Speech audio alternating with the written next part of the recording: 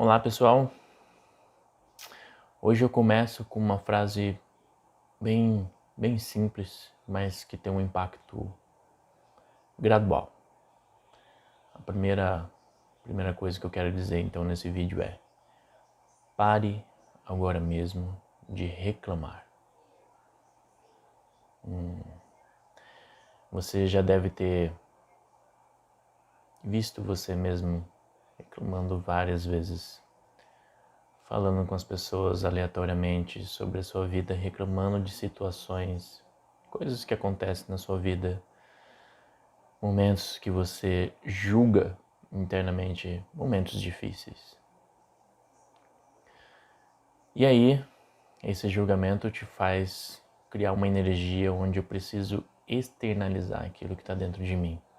Eu preciso pôr para fora, eu não quero guardar aquilo, e então eu preciso contar para alguém. Eu preciso contar para alguém. Contar para alguém o quão difícil é a minha vida. Contar para alguém quantos desafios há em minha vida. Mas será mesmo que todas essas reclamações, todas as situações que você tem vivido, de fato, são reais?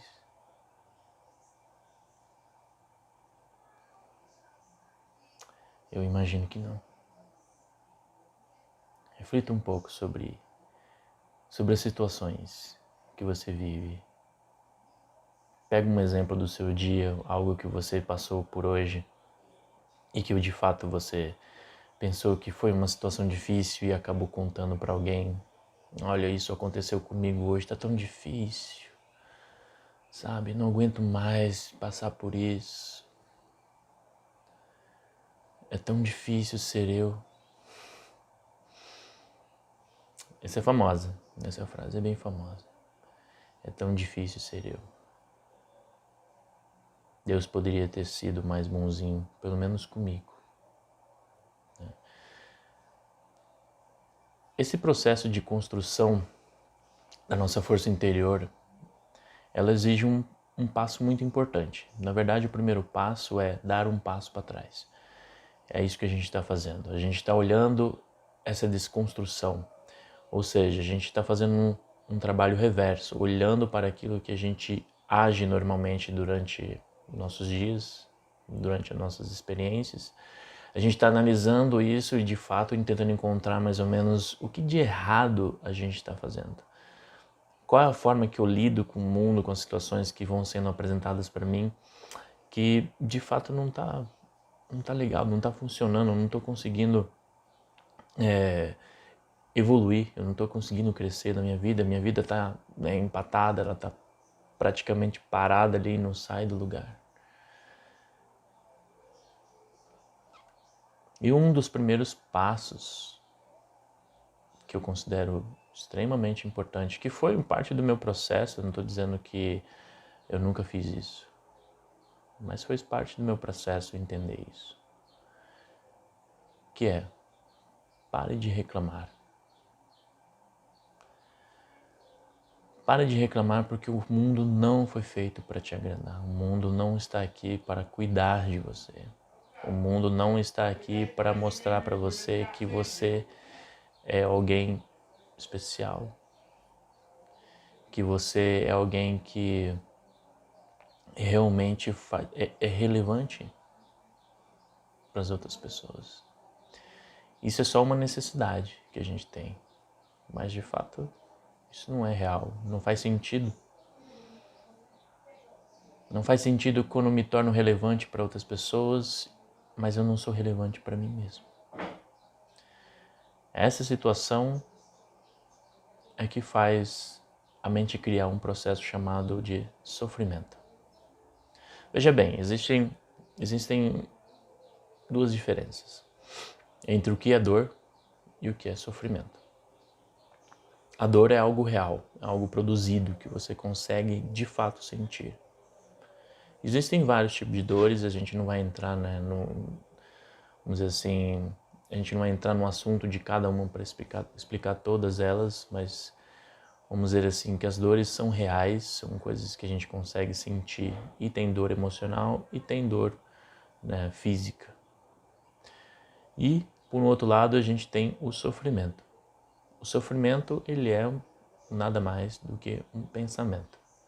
É um pensamento onde a gente joga um concentrado nível de energia para aquele pensamento e aquilo se transforma em algo grandioso, monstruoso, algo que realmente dói em mim porque me faz ter uma vida muito difícil.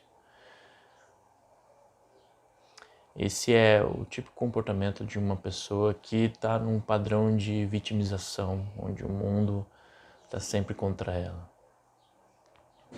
Essa é a ideia que a pessoa alimenta por trás, é o pensamento que faz ela acreditar que ela está em dor, que ela está em sofrimento.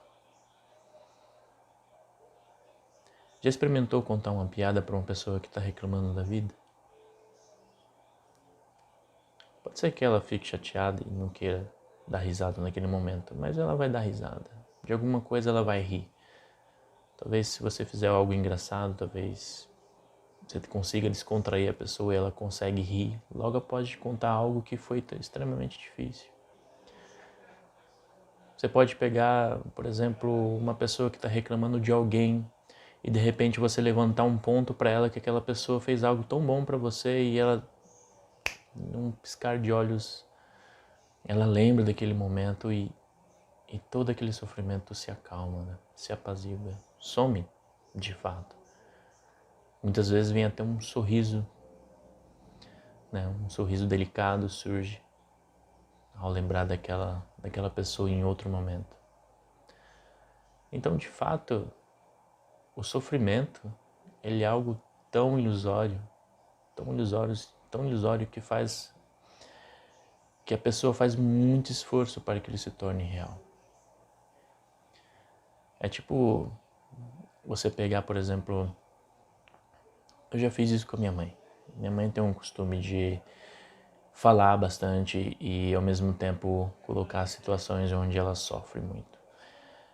E um belo dia eu aumentei o sofrimento dela. Enquanto ela falava que sofria, eu aumentava mais o sofrimento dela, até que chegou um ponto que ela sorriu. Ela sorriu e simplesmente foi embora. Porque não é real dentro da mente. É só ela tentando se descontrair com um outro momento, dizendo que ela passa por muitos sofrimentos e nesse exato momento ela precisa de alguém. Alguém que lhe diga que ela realmente está sofrendo, que ela realmente tem uma vida difícil. É só um comportamento de vítima, só isso. Não há nada além disso. Nada disso está acontecendo. Nada disso que está acontecendo dentro da mente dela é real. Nada. Experimente olhar para você mesmo, experimente olhar internamente. Faz um processo meditativo ativo, né? Você simplesmente olha para dentro internamente, olha para os seus diálogos. Olha para os seus diálogos que você estabelece com as pessoas. Procure criar uma atenção naquilo que você está dizendo.